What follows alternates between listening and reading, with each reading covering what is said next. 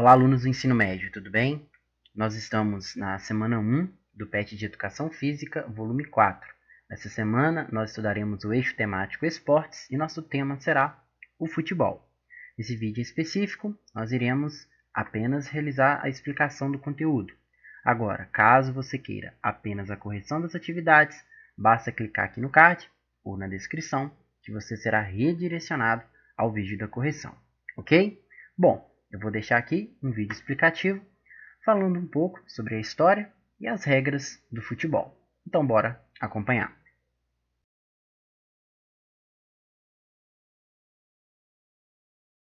Bom, galera, existem várias evidências de que um esporte bem parecido com o futebol já era praticado na China, no Japão e na Grécia por volta de 3.000 anos antes de Cristo.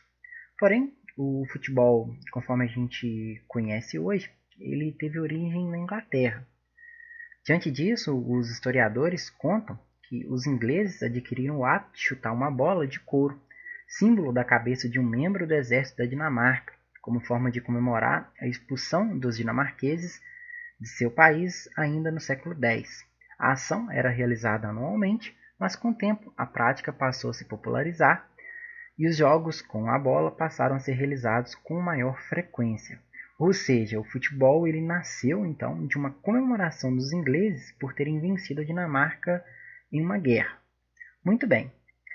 Pode-se dizer que o futebol, da forma moderna, conforme a gente conhece hoje, ele foi adaptado do rugby.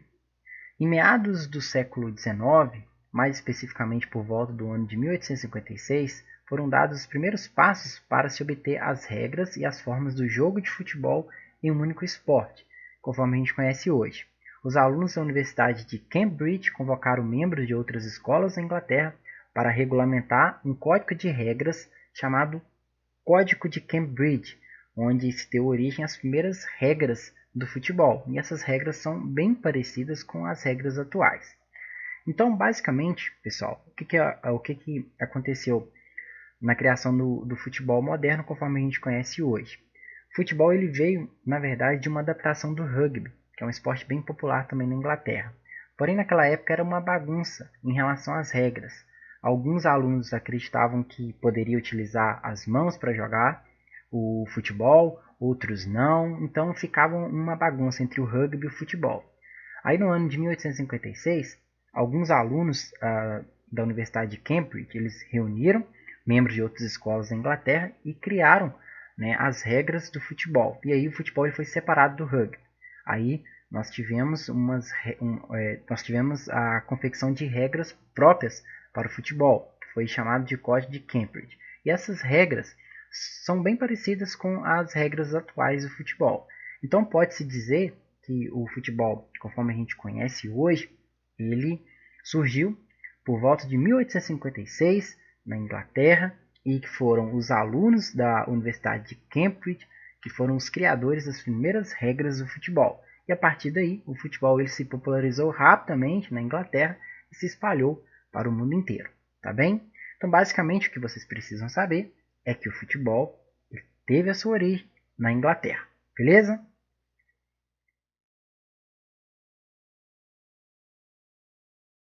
O responsável pela chegada do futebol no Brasil foi Charles Miller, que era filho de um escocês com uma mãe brasileira, que aos 10 anos de idade foi estudar na Inglaterra, onde teve a oportunidade de conhecer o futebol e de praticar o futebol. Aí, quando ele concluiu seus estudos, ele retornou ao Brasil e trouxe na bagagem 2 bolas usadas, um par de chuteiras, um livro com as regras do futebol, uma bomba de encher bolas e uniformes usados. Sem sombra de dúvidas, Charles Miller foi um dos grandes propagadores do futebol no Brasil. Então, além de trazer o futebol para o Brasil, ele ajudou a disseminar esse esporte que viraria paixão nacional. Pois bem, o primeiro clube formado especialmente para a prática do futebol foi a Associação Atlética Mackenzie College, isso no ano de 1898. E rapidamente o futebol ele foi tomando conta do Brasil, de tal forma, né, que se transformou no esporte mais praticado. Bom, o crescimento no Brasil acabou fazendo com que o esporte mais praticado na época, que era o remo, viesse a ficar a segundo plano. chegando a ser quase esquecido pelos brasileiros posteriormente. Então, o futebol que foi trazido por Charles Miller, lá da Inglaterra, fez com que o esporte mais praticado no Brasil, naquela época, que era o remo, ele viesse basicamente a ficar esquecido. Então as pessoas deixaram o remo de lado e começaram a praticar o futebol. De tal forma, né, conforme a gente já sabe, o futebol ele se transformou em uma paixão nacional, no esporte mais praticado aqui no Brasil.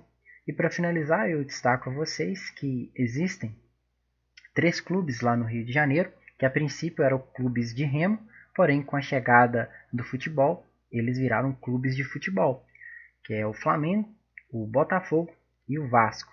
Então, esses clubes, quando eles surgiram, eles tinham o remo como seu esporte principal. Porém, com a chegada do futebol, eles se transformaram em clubes de futebol e atualmente são clubes muito tradicionais do futebol brasileiro.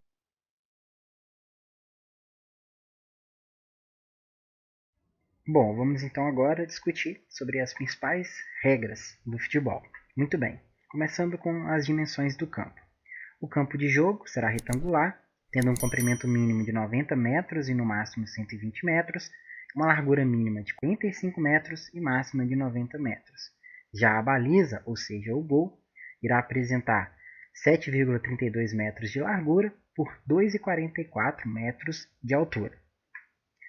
A partida ela durará 2 tempos de 45 minutos cada um, ou seja, totalizando assim 90 minutos, sendo que nós teremos um intervalo de 15 minutos entre o primeiro e o segundo tempo.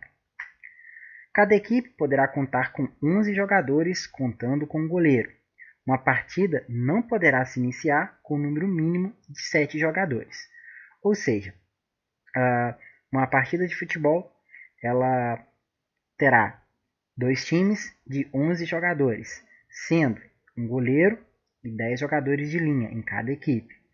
E para iniciar uma partida de futebol, o time ele tem que ter um número mínimo de 7 jogadores. Então, se a gente tiver 6 jogadores, o jogo ele não pode nem ser iniciado. Beleza, pessoal? As substituições poderão ser feitas de acordo com o regulamento de cada competição. O normal hoje é 5 substituições. E esse número de 5 substituições ele é novo. Ele só ocorreu por causa da pandemia. Anteriormente, antes da pandemia, nas principais competições só poderiam haver 3 substituições. Porém, nesse momento difícil que a gente vive, que é o período da pandemia, as principais competições elas autorizaram mais 2 substituições, totalizando assim então 5 substituições por jogo para cada equipe. Dando sequência, vamos falar agora dos equipamentos que os jogadores precisam utilizar.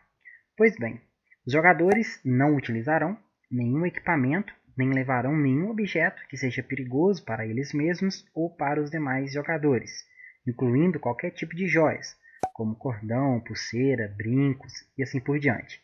O equipamento básico de um jogador de futebol consiste em camisa, calções, meias, caneleiras e chuteiras. Para finalizar, nós iremos falar um pouquinho sobre a arbitragem no futebol.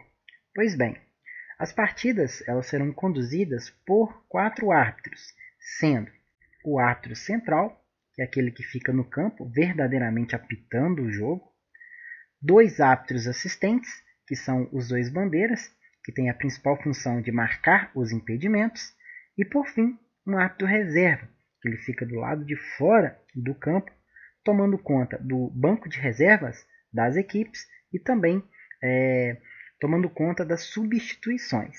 E mais recentemente, nós temos também um 5º árbitro, que é o chamado árbitro de vídeo, que é o responsável lá por operar o VAR.